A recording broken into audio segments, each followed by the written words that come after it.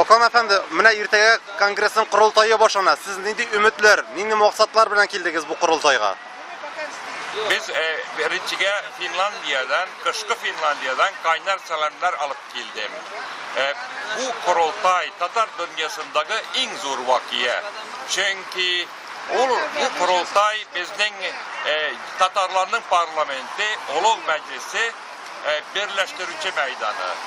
Biz bunda yalgız amellerimizge, hizmetlerimizge hesap tutarga gana tügel, Tatarlarning bugungi halin, kelajakdagi faaliyetler, işler turunda fikirler alışırga geldi. Mine bu kurultayda siz birer çıkış yasarga uliysizmi? Hem nindi içemede bulsa?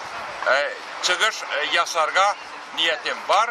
Hem de umumen bigrek de ana tilimizge, tugan tilimizge zor ehemmiyet görsetirge, zor ehemmiyet verirge gerekligin belgirtem. Çünkü tugan til milletimizin nigizlerinden birisi.